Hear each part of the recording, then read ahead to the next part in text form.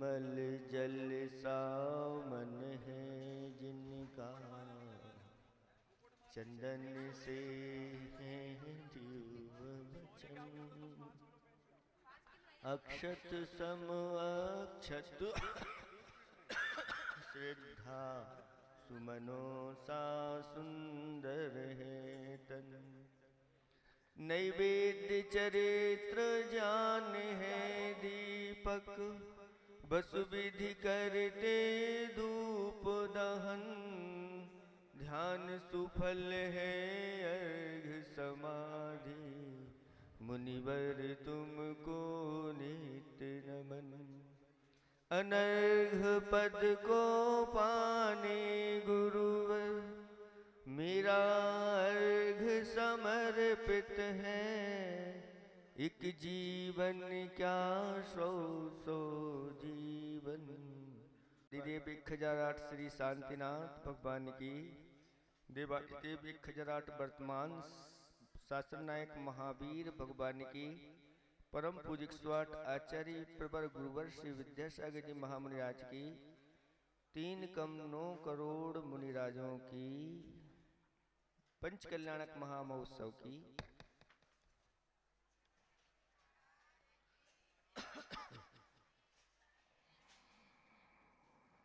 धर्म स्नेही भव्यात्माओं, कल आपने देखा कि भगवान दीक्षा लेते ही 6 माह का योग धारण करके खड़े हो गए और उनके साथ साथ 4,000 राजाओं ने भी दीक्षा धारण कर ली। जैसे जैसे समय बीतता गया, जो 4,000 राजाओं ने दीक्षित हुए थे, वह सही सही मोक्ष मार्ग नहीं जानने के कारण से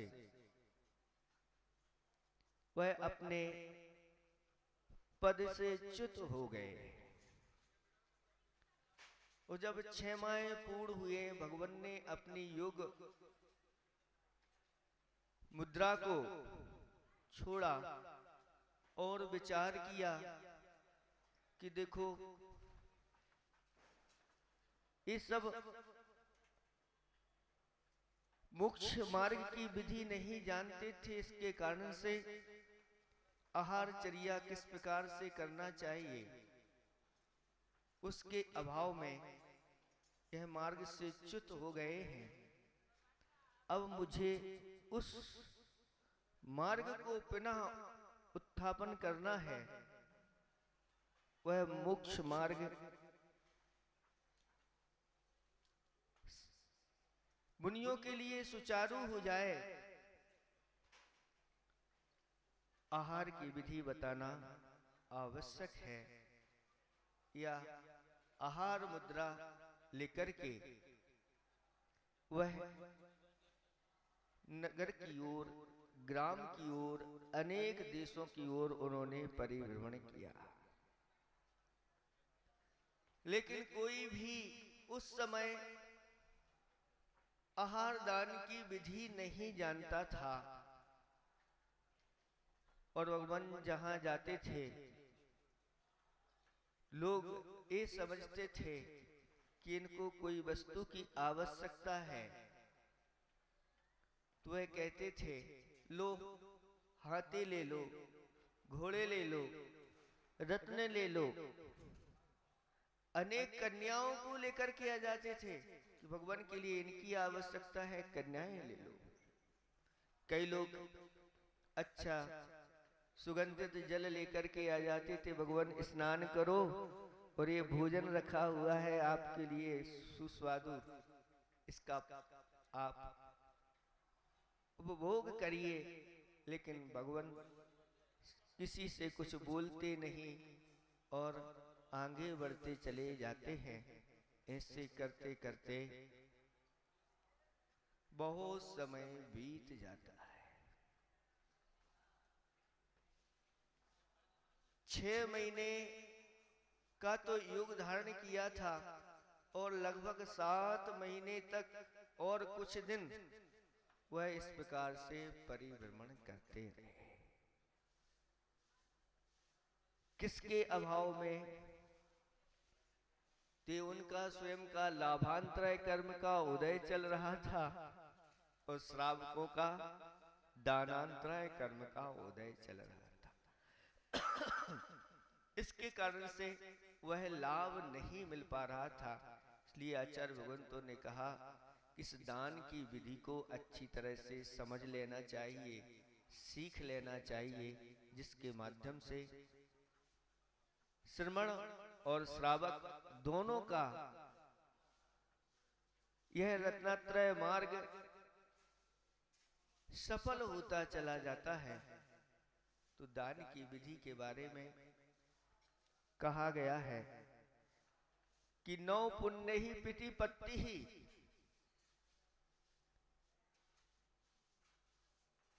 9 प्रकार की भक्ति बताई गई है।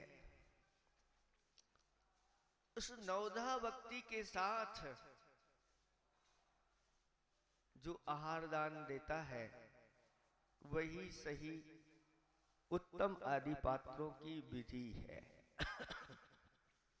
आप लोग पूछते हैं महाराज आपकी कौन सी विधि थी?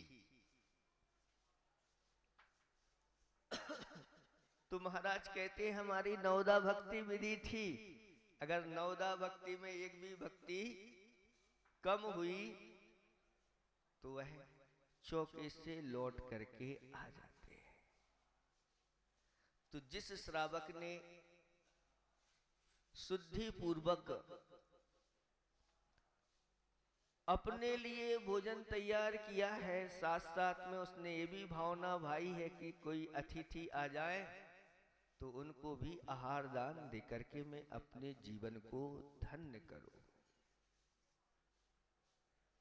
तो वह शुद्ध भोजन मर्यादा का तैयार करता है, शुद्ध स्नान वस्त्र आदि पहन करके, और जब वह अपने द्वार पर खड़ा होता है मंगल वस्तुएं लेकर के, तो सबसे पहले 9धा भक्ति में पड़गाहन आता है।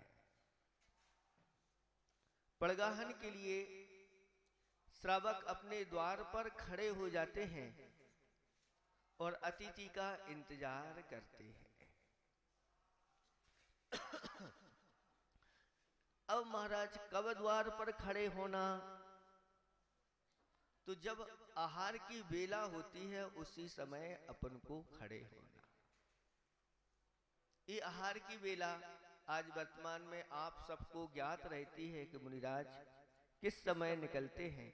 कोई 10 से 11 के बीच का समय रहता है, लेकिन हमारे आचार्य भगवंतों ने कहा कि जैसे ही सूर्य निकलता है और सूर्य निकलने के 3 घड़ी बाद मुनिराज कभी भी आहार के लिए निकल सकते हैं। बीच की मध्य की 2 घड़ी छोड़ देते हैं और शाम को 3 घड़ी पहले वह आहार चर्या के लिए कभी भी आपके घर आ सकते हैं। ये श्रावक के ऊपर ही विवेक रहता है, वह जानकारी रखता है कि किस प्रकार से मुनिराजों की चर्या होती है। पड़गाहन के लिए मंगल द्रव्य लेकर के खड़ा हो जाता है और पड़गाहन में जब मुनिराज सामने आते हैं तो वह बार बार हे स्वामिन नमोस्तु नमोस्तु सिर झुका करके हाथ जोड़ करके वह नमस्कार करता, बड़ी विनय के साथ। कई लोग विनय नहीं रखते, हाथ में कुछ सामग्री लेगी और सीधे खड़े रहते हैं, नमोस्तु नमोस्तु नमोस्तु, अच्छे से नमोस्तु भी नहीं बोलते। और कुछ लोग विनय का अतिरेक कर देते हैं और क्या कहते हैं, नमोस्तु नमोस्तु, हाथ भी ऊपर चले जाते हैं और सिर भी। ऐसा नहीं, ये तो भक्ति का अतिरेक हो गया, ये विनय नहीं। विनय में झुकना होता है, अपने सीने को और सिर को ताना नहीं जाता। और जो जितने विनय के साथ झुकता है उस विनय का फल ये होता है कि अतिथि लाभ उसको शीघ्र मिल जाता है। तो जैसे ही आते हैं अतिथि तो अत्र अत्र अत्र तिष्ठ तिष्ठ, अत्र माने यहाँ यहाँ, तिष्ठ तिष्ठ यानी ठहरिए ठहरिए ठहरिए। इस प्रकार से वह श्रावक बोलता है और ये पड़गाहन की विधि है। और जैसे ही वह अतिथि आ जाते हैं तो उनकी 3 परिक्रमा लगाता है। 3 परिक्रमा क्यों लगाते हैं?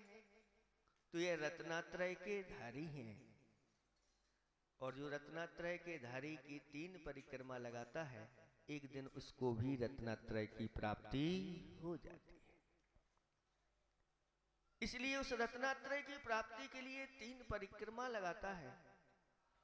और ये तो लोग पूज्य कहलाते हैं, इसलिए वह उनकी परिक्रमा लगा करके, जब भी परिक्रमा लगाओ तो देख करके नीचे ही परिक्रमा लगाना चाहिए। कई बार ऐसा होता है, पड़गाहन कर लिया, नीचे जीव रहते हैं और खुशी इतनी रहती है कि अब कहीं देखना नहीं, उन जीवों का घात हो जाता है तो मुनिराज लौट जाते हैं। श्रावक के 7 गुण कहे गए हैं, उन सप्त गुणों से युक्त होकर के अगर वह दान करता है तो वह श्रेष्ठ दाता माना जाता है। 7 गुण कौन से? तो सबसे पहले भक्ति हो, श्रद्धा होना चाहिए। बिना श्रद्धा के सही फल नहीं मिलता। श्रद्धा वो कहलाती है जो जानता है कि सच्चे देव शास्त्र गुरु का स्वरूप क्या होता है, क्या स्वर्ग है, क्या नरक है, क्या पुण्य है, क्या पाप है, क्या धर्म है, क्या अधर्म है, इन सब को वह जानने वाला, जान करके श्रद्धा करने वाला, ऐसा वह श्रद्धालु होता है। दूसरे नंबर पर श्रद्धा के साथ साथ शक्ति बताई कि अपनी शक्ति को छिपाए नहीं, शक्ति के अनुसार वह दान करे। और भक्ति एक गुण कहा गया है, ये भक्ति के साथ वह दान करे। फिर इसके बाद विवेक भी बताया गया है कि विवेक के साथ वह दान करे। विवेक का अर्थ होता है कि किस प्रकार से पड़गाहन आदि की विधि होती है, किस प्रकार नीचे देख करके वह चलता है, कौन सा समय है,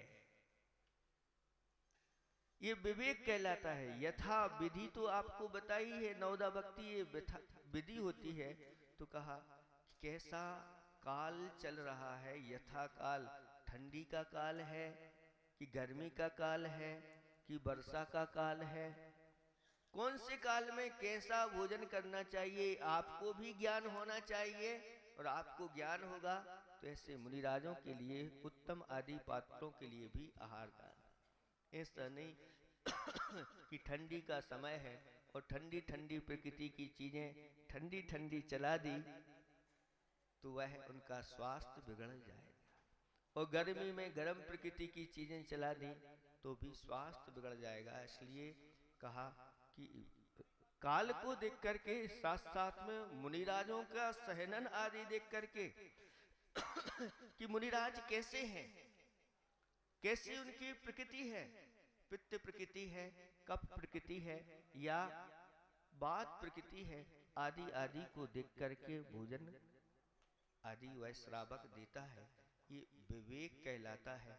किस समय कौन सी वस्तु देना, मध्य में क्या देना, शुरुआत में क्या देना, अंत में क्या देना, ये सब उसका विवेक कहलाता है।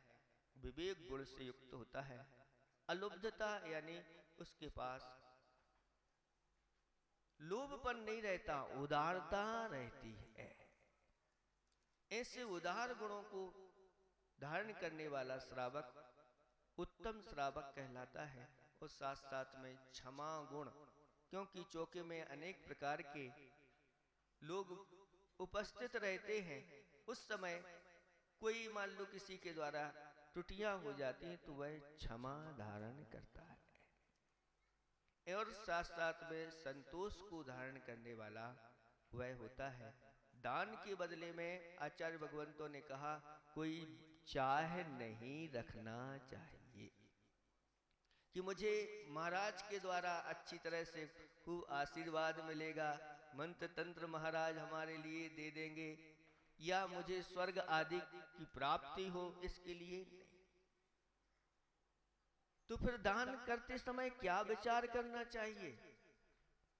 तो कहा कि उस समय यही भावना कहना चाहिए कि जैसे ये रत्नत्रय के धारी श्रमण हैं, ऐसे ही मुझे भी रत्नत्रय की प्राप्ति हो और एक दिन मुझे भी मुक्ति की प्राप्ति हो। मैं भी अपने पानी पात्र में आहार ग्रहण करूं और कर्मों का क्षय करके एक दिन मुक्ति प्राप्त करूं, ऐसा श्रेष्ठ फल इस दान का बताया गया है। इस प्रकार की उत्कृष्ट भावना रखना चाहिए। इसके साथ साथ आचार्य भगवान कहते हैं कि वह इतना तो पुण्य संचय कर लेता है कि स्वर्ग आदि जब तक मुक्ति की प्राप्ति नहीं हो रही है तो वह भोग भूमि स्वर्ग आदि की प्राप्ति करता रहता है, अच्छी अच्छी वस्तुएं उसके लिए उपलब्ध हो जाती है। ये वो मुनिराज होते हैं, शास्त्रों में लिखा है कि ये चिंतामणि रत्न के समान होते हैं। चिंतामणि रत्न देखा है आप लोगों ने? नाम तो सुना होगा ना सबने। चिंतामणि रत्न वो कहलाता है जिस रत्न के सामने आप जो चिंतन करो वह रत्न दिव्य रत्न रहता है, वो वस्तु प्राप्त होती चली जाती है। लेकिन आज इस पंचम काल में किसी के पास ये चिंतामणि रत्न नहीं होता। किसी के पास है क्या? रखा हो, किसी आपके पूर्वज रख के गए हो? महाराज ऐसी कोई व्यवस्था नहीं, ऐसा हमारा कोई पुण्य नहीं। तब आचार्य भगवंतों ने कहा कि आज इस पंचम काल में ऐसे रत्नत्रय को धारण करने वाले मुनिराज अगर आपके घर में आ गए तो समझ लेना ये चिंतामणि रत्न ही आपके यहाँ आ गया। क्योंकि एक बार इन मुनिराजों को नवदा भक्ति के साथ जो आहार दान दिया जाता है वह इतना उसके लिए पुण्य का संचय करा देता है। जब वह पुण्य उदय में आता है, यह जीव जब चाहता है, जो चाहता है, जहां चाहता है, जैसा चाहता है, उसके लिए सब मिलता चला जाता है। अगर मिथ्यात्व से युक्त भी वह आहार दान दे देता है तो मनुष्य आयु का बंद करके उत्तम भोग भूमि आदि में जाकर के उत्पन्न होता है। वहां पर 10 प्रकार के कल्प वृक्ष होते हैं। उन 10 प्रकार के कल्प वृक्षों से जो कल्पना करो वो सारी चीजें प्राप्त होती चली जाती हैं। और भोग भूमियां जीव मर करके देव गति को प्राप्त करते हैं और देवों में जाकर के भी मनोवांछित फलों को प्राप्त होते चले जाते हैं। ऐसी यह चिंतामणि रत्न के समान होते हैं। इसलिए कहा है कि निर्गंतों की चरण रज करती भव से पार, रिद्धि सिद्धि समृद्धि दे मोक्ष महल का द्वार।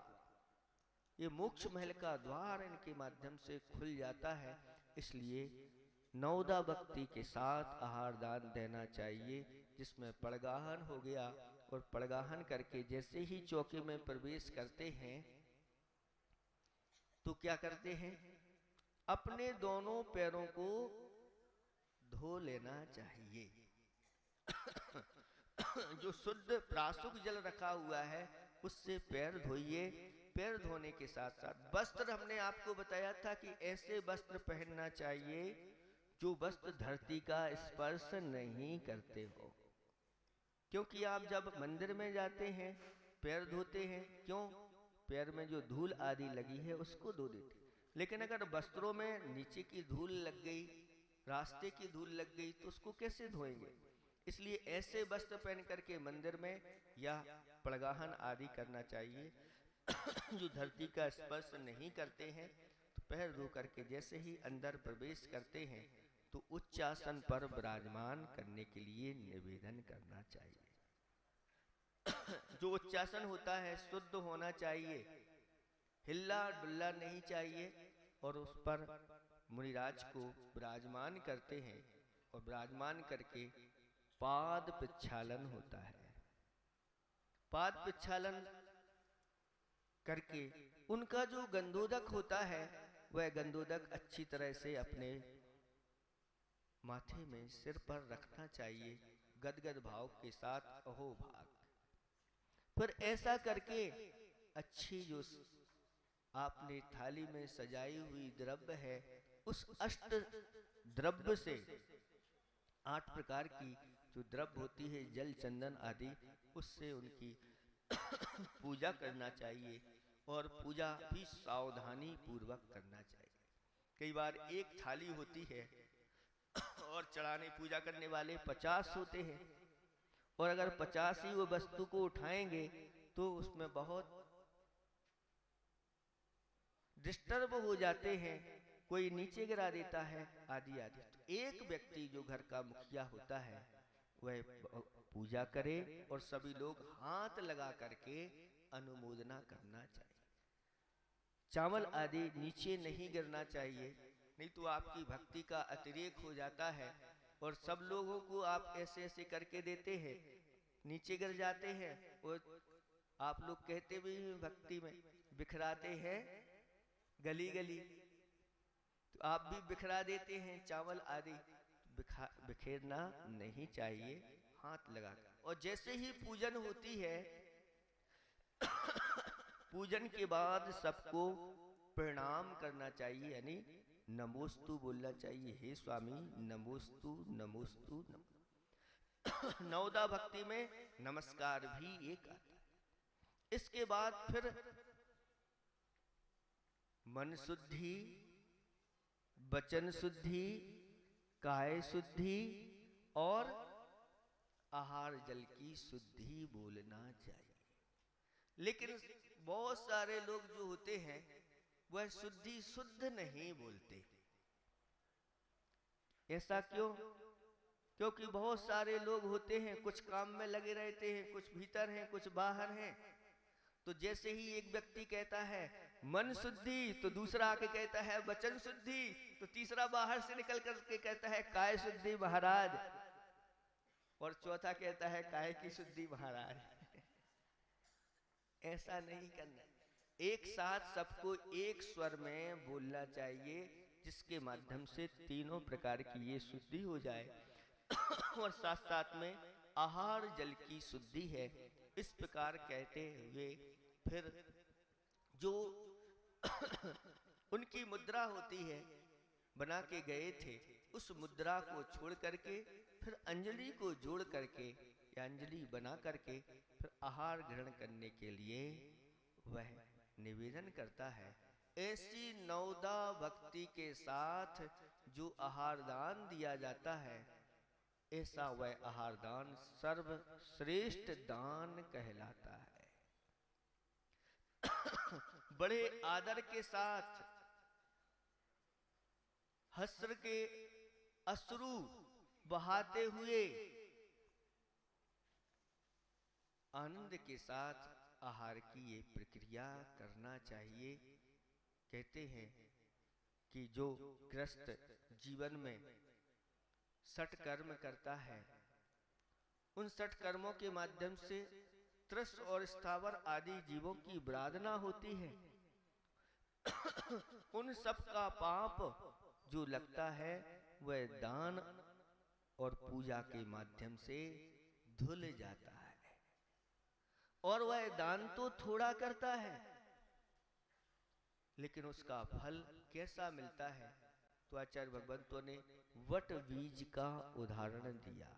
बरगद का पेड़ होता है, उसमें एक फल लगता है, उसका जो बीज होता है बहुत छोटा सा होता है सरसों के दाने बराबर होता है, और उसको अगर भूमि में बो दिया जाए तो बहुत बड़े वट वृक्ष का रूप धारण कर लेता है। ऐसे ही इन उत्तम पात्रों के लिए थोड़ा सा दान दिया जाता है लेकिन यह आगे जाकर के महान फल को देने वाला होता है। इसलिए हे भव्यात्माओं, ये उत्तम आदि पात्रों के लिए ये 4 प्रकार के दान करना चाहिए। सबसे पहले आहार दान, और दूसरे नंबर पर औषध दान। कोई अगर उनको रोग आदि होता है तो शुद्ध औषध प्राप्त करा देना चाहिए। उसके साथ साथ शास्त्र दान, और उसके बाद फिर अभय दान या उपकरण दान, आवास दान भी आता है। इन 4 दानों में सब गर्वित हो जाता है। कहते हैं जो ऐसे मुनिराजों के लिए उत्तम श्रावक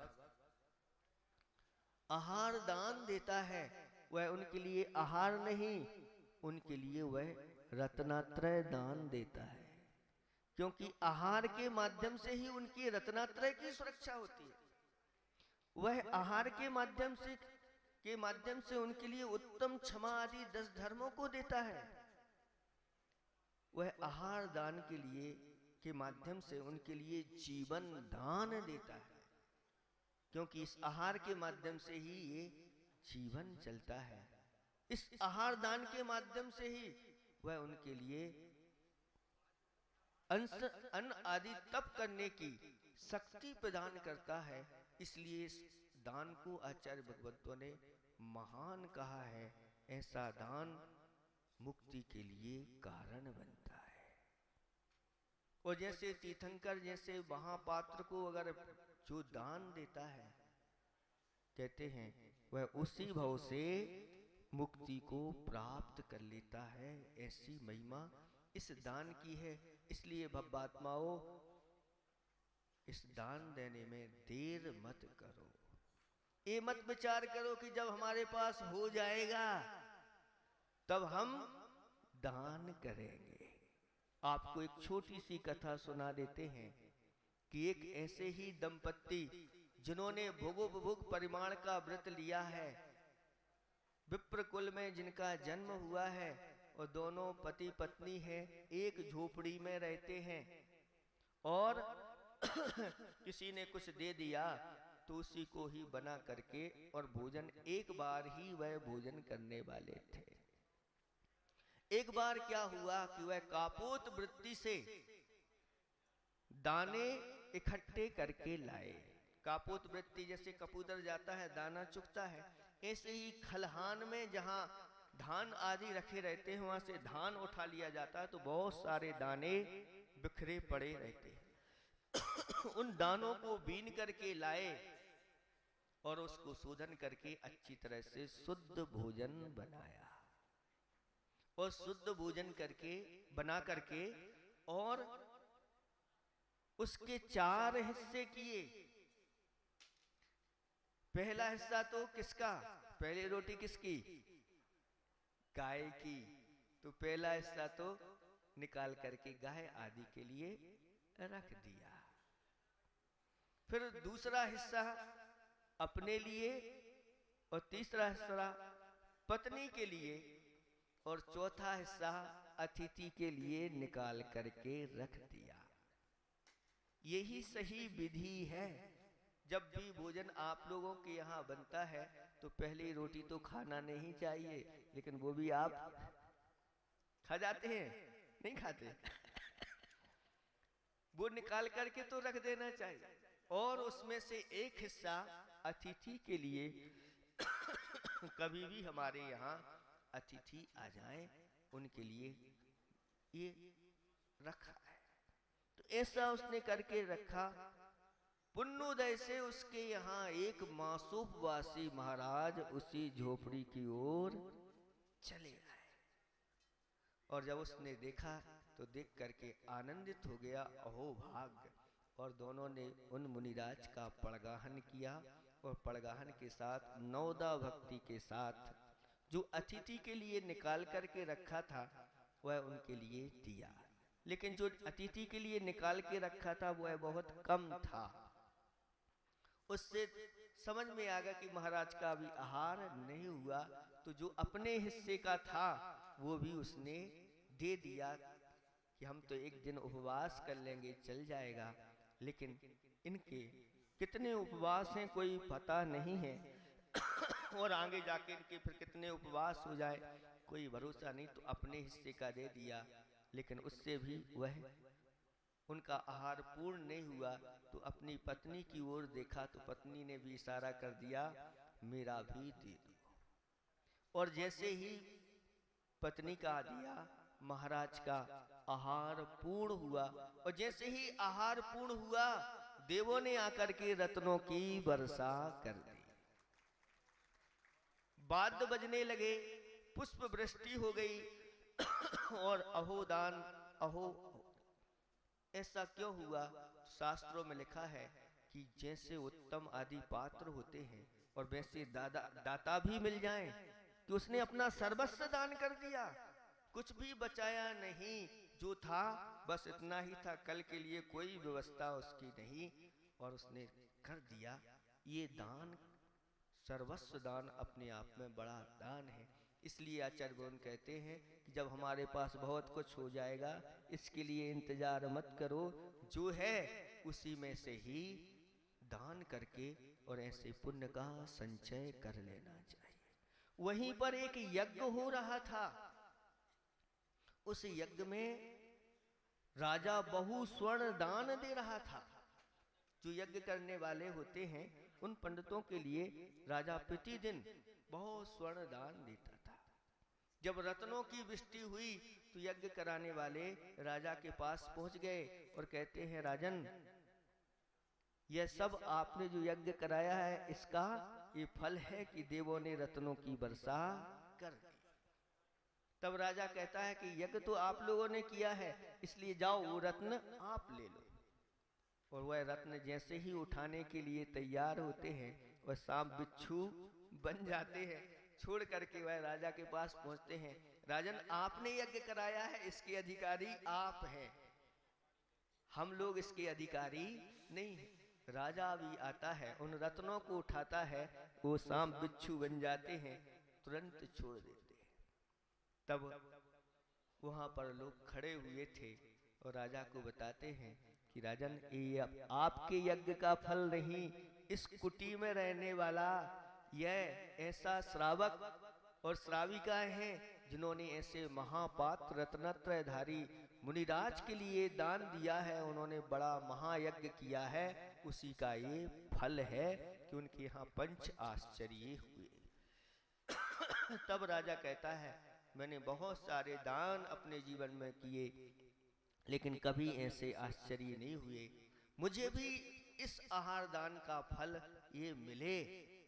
तब उस श्रावक से वह राजा कहता है कि मेरे से आप आधा राज्य ले लो, लेकिन इस दान का पुण्य हमें दे दो।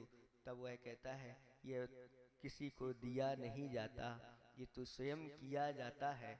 और राजा भी आगे से ऐसे ही दान आदि करने लगा। इसलिए हे भक्तात्माओं, अच्छी तरह से अपने जीवन में ये सब आप लोगों को विवेक जागृत करना है। उस समय युग के आदि में तो लोगों को ज्ञान नहीं था कि क्या करें, लेकिन राजा श्रेयांश को रात्रि में 7 स्वप्न देखने को आए। पहले स्वप्न में सुमेरु पर्वत देखा, दूसरे में कल्प वृक्ष, तीसरे में काला सिंह धरती उखाड़ता हुआ बैल नंदी, चौथे स्वप्न में देखा, पांचवें में सूर्य चंद्रमा, छठवें में समुद्र रत्नों से शहद देखा, और सातवें स्वप्न में अष्टमंगल द्रव्य धारण करने वाले भूतों की मूर्तियां आदि देखी। और जब सुबह सुबह उठा तो उसका फल जानने का प्रयास किया, तो बताया कि आपके यहाँ कोई महापुरुष भगवान पधारने वाले हैं, जो मेरू के समान उत्तम उतुंग काया वाले हैं और मेरू के समान अपने चारित्र में दृढ़ रहने वाले। तब बड़े खुशी खुशी आनंद के साथ वह इंतजार करने लगा कि हमारे यहाँ ऐसे महापात्र कब आएंगे। और जैसे ही इसको पता चलता है, वह शुद्ध वस्त्र आदि पहन करके इंतजार कर रहा था और भगवान उसके यहाँ आ जाते हैं। हर्ष से वह ऐसा प्रफुल्लित हो जाता है, रोमांचित हो जाता है कि हरिवंश पुराण में आया है कि उसने उन मुनिराज को पड़गाहन करके जब उनके पैरों को धुलाया तो हर्ष रूपी आंसुओं से उनके पैरों को धुला दिया और अपने सुकोमल केसों के द्वारा उनके पाद का प्रक्षालन किया। ऐसे नवदा भक्ति के साथ जब उस राजा श्रेयांश ने उसको जैसे ही भगवान आए जाति स्मरण हो गया कि मैंने पूर्व भाव में ये जो भगवान है ये वज्र जंग थे और राजा श्रेयांश श्रीमती का जीव था। दोनों ने मिलकर के चारण रिद्धिधारी मुनिराज के लिए आहार दान दिया था। वो विधि सारी उनको ज्ञात हो गई। इसलिए आचार्य भगवंतों ने कहा कि एक बार भी अगर अपने जीवन में आहार दान देते हैं, यह संस्कार अनेक भाव तक साथ में चलते हैं। इसलिए इन संस्कारों को अपने जीवन में डाल लेना चाहिए। अपनी संतान में भी इस प्रकार के संस्कार डालना चाहिए। लेकिन इसके साथ साथ आचार्य भगवान कहते हैं संस्कार नहीं होते और बालक बालिकाएं आहार दान देने के लिए आ जाती हैं और उनसे पूछते हैं क्यों आपका रात्रि भोजन त्याग है? नहीं महाराज, रात्रि भोजन त्याग। तो शास्त्रों में लिखा है कि जो व्रती हो, जिसके व्रत संकल्प नियम होना चाहिए। अब देखो तैयार रहो, अब आने वाले हैं और आएंगे, लेकिन जो भी आहार दान देगा इतना ध्यान रखना उसके रात्रि भोजन का त्याग होना चाहिए, सप्त विसन का त्याग होना चाहिए। इसके साथ साथ फास्ट फूड का उसका त्याग होना चाहिए और इसके साथ साथ नैन पे जो भी है आपकी है ना, वह निकल रहे हैं। देखो सब लोग तैयार हो जाओ, अपने अपने ग्रुप बना करके पड़गाहन प्रारंभ कर दो। कुछ कहेंगे महाराज ये ले लो वो ले लो आदि आदि, है ना। ये सब पड़गान वाले कहाँ गए? शुद्धि के साथ युक्त होके खड़े हो जाओ। और जो है ना अलग से भी है, ये 16 में नहीं है, फिर भी भावना तो करो कि आओ महाराज नमोस्तु नमोस्तु बोलो। ये महाराज मोबाइल ले लो।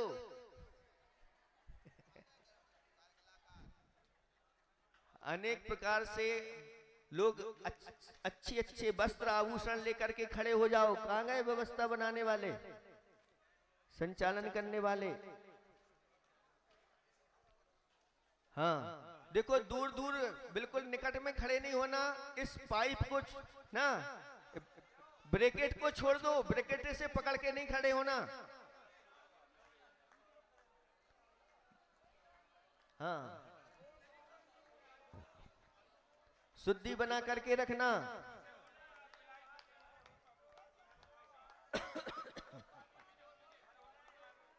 गन्ना ले लो, भोजन ले लो आदि आदि, है ना।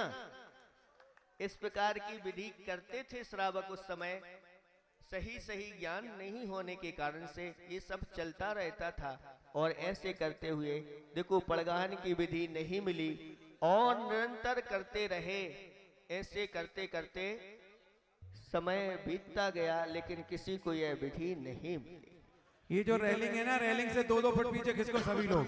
रेलिंग से 2-2 फुट अंदर खिसको तो व्यवस्था बहुत अच्छी बन जाएगी, शुद्धि भी। रेलिंग से सब लोग 2-2 फुट पीछे खिसको। लोहे की रेलिंग के से 2 फुट दूर होके पड़गान करो। हाँ देखो भोजन शाला कैसी हो जाना चाहिए, तो उसको भोजनशाला को क्या बोलते हैं? चौका बोलते हैं। तो चौका किसे कहते हैं? चौका हो ऐसा द्रव्य छेद काल औ भाव शुद्धि सा, जहां पर द्रव्य की शुद्धि है यानी सामग्री की शुद्धि है, आपकी भी शुद्धि है, वस्त्रों की शुद्धि है। वो द्रव्य शुद्धि कहलाती है।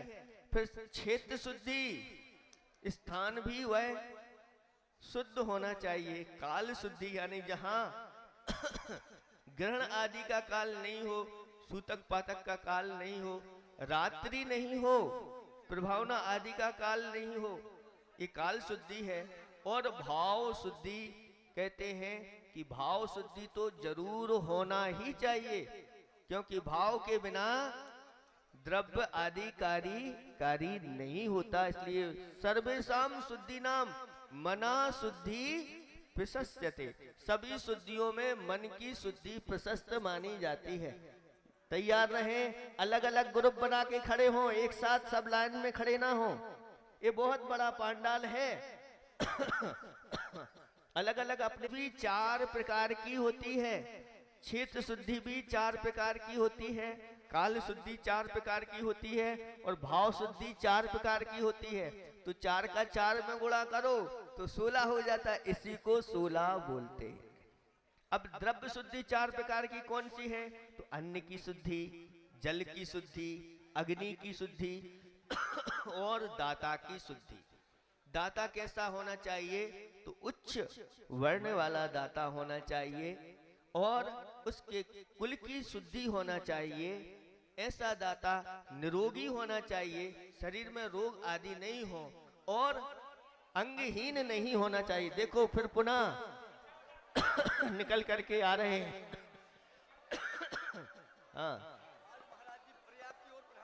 हाँ, प्रयाग की ओर जा रहे हैं, अनेक स्थानों पर गए हैं।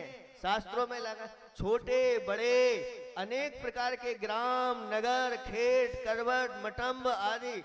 आज देखो प्रयाग की ओर जा रहे हैं, और देखो आगे आगे श्रावक भी कह रहे हैं महाराज हमारे इधर चलो, इधर चलो आदि आदि। हाँ देखो, बैरिकेड छोड़ करके ही आप लोग दूर से करेंगे। बोलो मुख से, पड़गाहन के लिए बोलो। के अंदर वात्सल्य भाव होना चाहिए, करुणा का भाव होना चाहिए, विनय का भाव होना चाहिए और दान देने का भाव होना चाहिए। इस प्रकार से ये 16 का होता है।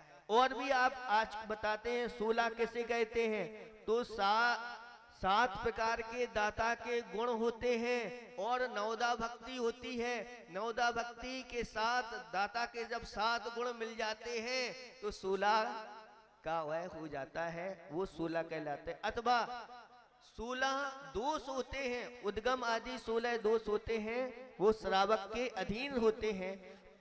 वह कहता है महाराज ये 16 दोषों से रहित मेरा आहार है, इसको आप ग्रहण करिए।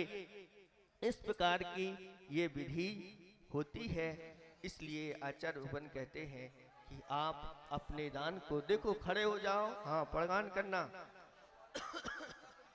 अब हस्तिनापुर की ओर प्रस्थान हो गया है। हस्तिनापुर में लोग भगवान के दर्शन करने के लिए उमड़ पड़े हैं। और हाँ हाँ ऐसे राजा सोम और श्रेयांश ने वह स्वप्न रात्रि में देखे। उन फलों को जान करके उसने भावना बना ली कि महाअतिथि महापुरुष आदिनाथ भगवान आहारचर्या के लिए आ रहे हैं। और उसने शुद्ध वस्त्र स्नान करके अपने शरीर पर धारण कर लिए और उनके इंतजार में वह प्रतीक्षा कर रहा है कि अतिथि भगवान आए। देखो भावना कर रहे हैं लोग कि हम भी पड़गाहन कर लें, कम से कम पड़गाहन तो दे दो, परिक्रमा लगा लें, प्रकार की भावना हो। देखो आप अनेक प्रकार की चीजें दे रहे हैं, इन चीजों को भगवान के लिए नहीं चाहिए। भगवान तो वैराग्य भावना भाते हुए उनके लिए आपकी नवदा भक्ति चाहिए। वह भगवान नवदा भक्ति के भूखे थे और भगवान पहुंच गए राजा सोम श्रेयांश के आंगन में और उनको वह लाभ मिल गया है। अब नीचे देख करके अच्छे विधि पूर्वक 3 परिक्रमा लगाना। हे भगवान आज भगवान को दान, हाँ देखो इक्षुदंड साथ में ये पड़गाहन चल रहा है, विधि पूर्वक सभी लोग अच्छी तरह से विवेक के साथ आहार दान देंगे।